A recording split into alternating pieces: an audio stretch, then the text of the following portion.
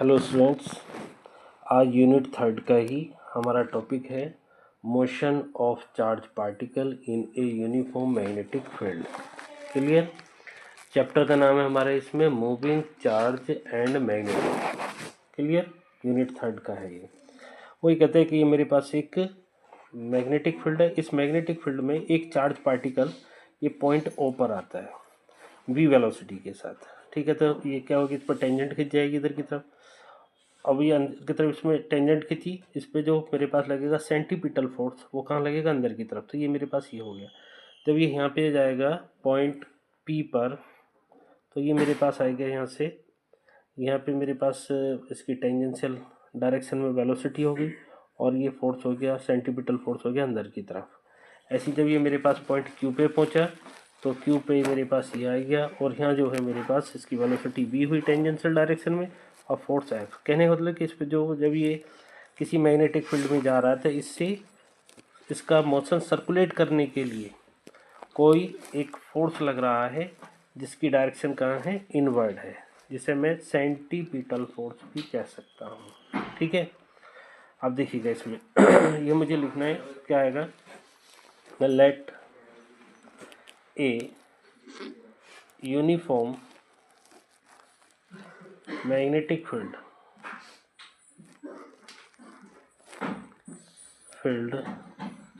B perpendicular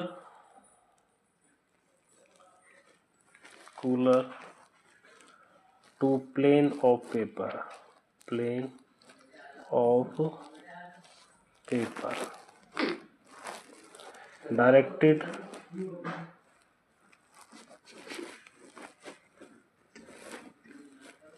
directed downward।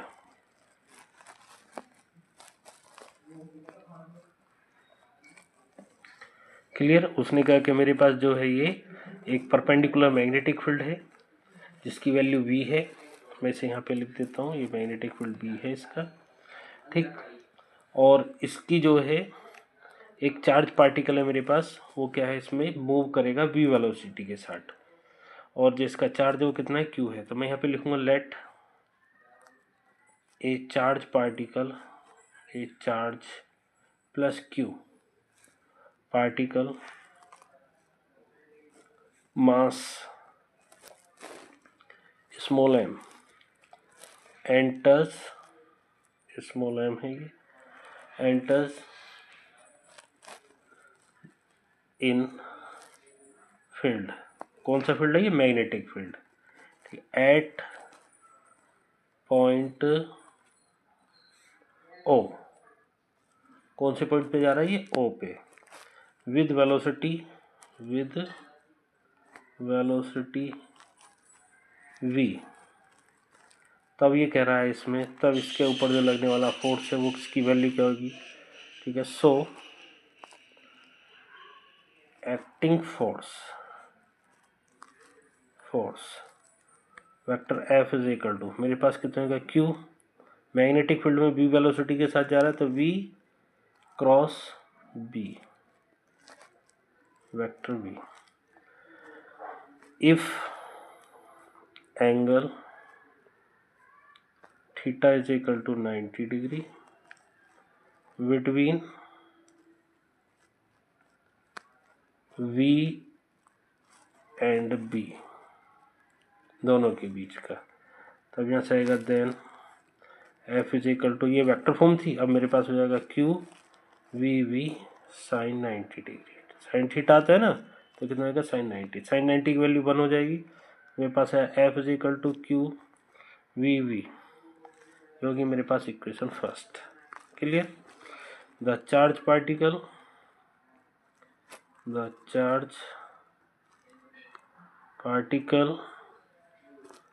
moves in circular path, इसका path यहाँ पे सर्कुलर हो गया ना ये। ठीक है, तब वो कहेगा circular path in magnetic field,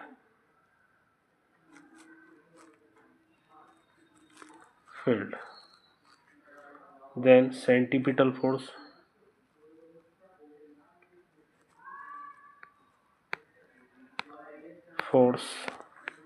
F बराबर क्या होगा मेरे पास, यहाँ से जाएगा m v square upon r. अभी क्योंकि दोनों एक ही पार्टिकल पे लग रहे हैं तो इनकी कंपेयर कर लो। कंपेयरिंग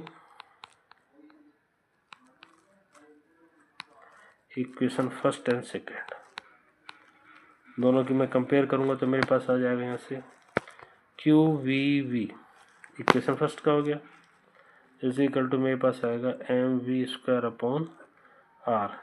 इस वी के स्क्वायर से ये वी कैंसिल हो गया। क्लियर बेटा, यहाँ से आया फिर क्यू वी बराबर एम वी अपॉन आर। मुझे चाहिए रेडियस, तो आर की वैल्यू चाहिए, आर इज इक्वल टू मेरे पास हो गया यहाँ से एम वी अपॉन में क्यू वी। Any doubt? ये से क्या हो गया जी, मेरे पास यहाँ से निकल करके आया। अब उसने कहा जब इतना करा है तो इसका टाइम पीरियड भी निकाल लीजिएगा। तो ये टाइम पीरियड कैसे निकालूंगा, ट्रैवलिंग डिस्टेंस, तो मैं यहाँ पे लिखूंगा the particle travels distance. Circumference पे घूम रहा था, कितना घूमेगा, 2 pi R in 1 revolution.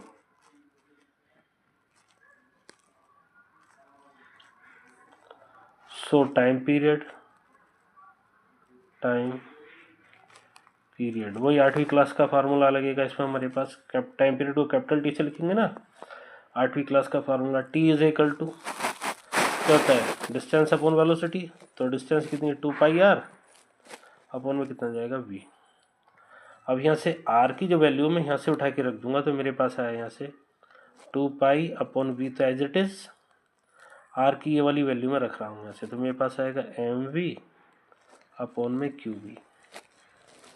We से वी कट गया, मेरे पास आया यहाँ से T is equal to 2 pi m upon में क्यू वी। ये बेटा मेरे पास निकल के आया टाइम पीरियड का फार्मूला। मैं इसमें देख रहा हूँ इसमें वेलोसिटी नहीं आ रही, इसका मतलब कि टाइम पीरियड वेलोसिटी के ऊपर डिपेंड नहीं करता है। इसका मतलब क्या है, क्या कोई सर्कुलर पाथ पर रोटेट कर रहा है, उसका टाइम पीरियड उसकी वेलोसिटी बढ़ जाए तो क्या होता है, उसका वो अपना टाइम पीरियड उतना ही रखता है, बस उसकी अपनी रेडियस बढ़ा लेता है वो। ठीक है, चलिएगा, ये हो गया। अब इसके बाद आती है मेरे पास फ्रीक्वेंसी